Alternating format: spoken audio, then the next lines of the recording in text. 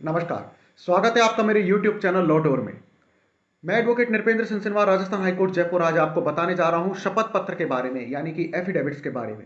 दरअसल हम अपने जीवन में कभी ना कभी शपथ पत्रों का उपयोग जरूर करते हैं, चाहे वह शिक्षा के क्षेत्र में हो, नौकरी प्राप्त करने के लिए हो, कोई संपत्ति खरीदने के लिए हो, और भी कई सामान्य काम हैं जिनके लिए हमें शपथ पत्रों का उपयोग करना पड़ता है। दरअसल हम सभी जानते हैं कि शपथ पत्र हम इसलिए यूज़ करते हैं, उपयोग करते हैं, क्योंकि उसमें हमें जो भी सूचना देनी है वो सही देनी है, सटीक देनी है। उसमें कोई भी कथन मिथ्या नहीं करना है। परंतु शपथ पत्र आखिर किस कानून की किताब में परिभाषित किया गया है और इसके बारे में क्या प्रावधान बताए गए हैं, इसके बारे में बहुत ही कम लोगों को पता है। तो अब विस्तार से जानते हैं शपथ पत्र यानी कि एफिडेविट के बारे में। हमारी आम जिंदगी में दस्तावेजों से संबंधित मामलों में शपथ पत्र यानी कि एफिडेविट शब्द कई बार सुनने को मिलता है। अब हमारे द्वारा भी कई बार शपथ पत्र बनवाए जाते हैं। शपथ पत्र की कानूनी वैधता क्या है और इसकी जरूरत कहां होती है, इसके बारे में जानते हैं। भारत में शपथ पत्र का उल्लेख अलग अलग कानूनों में मिलता है, लेकिन कहीं भी इसकी सटीक परिभाषा नहीं मिलती है। हालांकि शपथ पत्र शब्द अत्यंत प्राचीन है। शपथ का अर्थ एक कमिटमेंट भी होता है, मतलब किसी बात को करने या नहीं करने की प्रतिज्ञा लेना। जैसे एक व्यक्ति दूसरे व्यक्ति को यह कहता है कि अमुक दिन वह उसे 50,000 रुपये अदा कर देगा। यदि उस कमिटमेंट को व्यवस्थित फॉर्म में लिखा जाए और संबंधित व्यक्ति से तस्दीक करवाया जाए, तब वह शपथ पत्र का रूप ले लेता है। अब जानते हैं कि एफिडेविट यानी कि शपथ पत्र के बारे में कानून की किस किताब में बताया गया है। सिविल प्रक्रिया संहिता यानी कि सिविल प्रोसीजर कोड की धारा 139 एवं आदेश 19 में शपथ पत्र से संबंधित प्रावधान मिलते हैं, जो कि विशेष रूप से यह कहते हैं कि शपथ पत्र के लिए शपथ किसके द्वारा दिलवाई जाएगी, जिसमें कि कोई भी न्यायालय या मजिस्ट्रेट या नोटरी अधिनियम 1952 के अधीन नियुक्त नोटरी या ऐसा कोई भी अधिकारी या अन्य व्यक्ति जिसे उच्च न्यायालय यानी कि हाई कोर्ट इस निमित्त नियुक्त करे, अथवा किसी अन्य न्यायालय द्वारा जिसे राज्य सरकार ने इस निमित्त साधारणतया या विशेष रूप से सशक्त किया है, नियुक्त किया गया कोई भी अधिकारी अभिसाक्षी को शपथ दिलवा सकता है।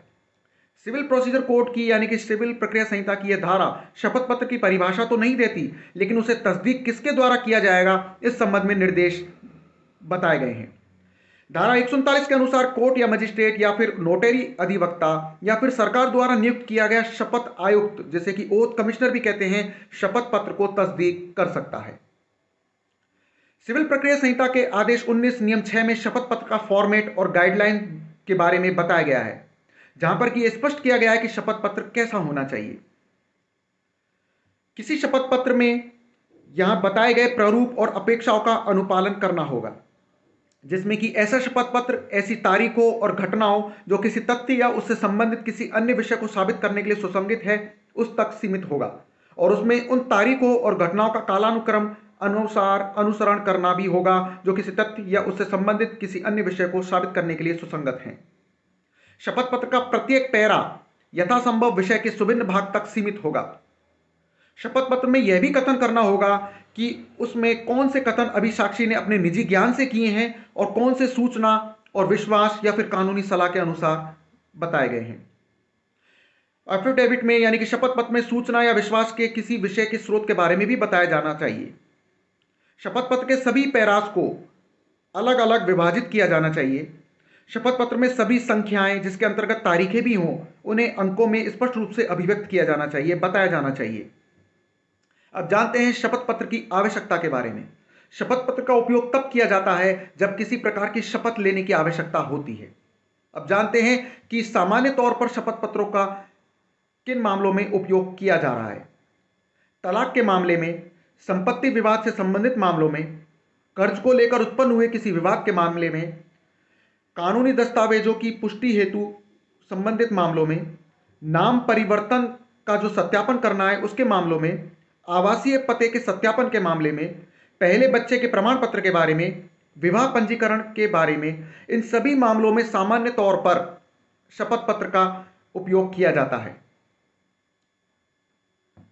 तो यह थी जानकारी शपथ पत्र यानी कि एफिडेविट के बारे में।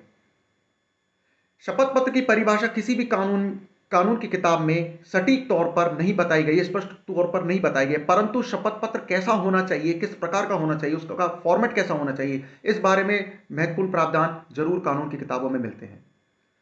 तो यह जानकारी आपको कैसी लगी मुझे कमेंट बॉक्स में लिख के जरूर बताएं। मिलते हैं एक और नई कानूनी जानकारी के साथ अपने अगले वीडियो में। नमस्कार।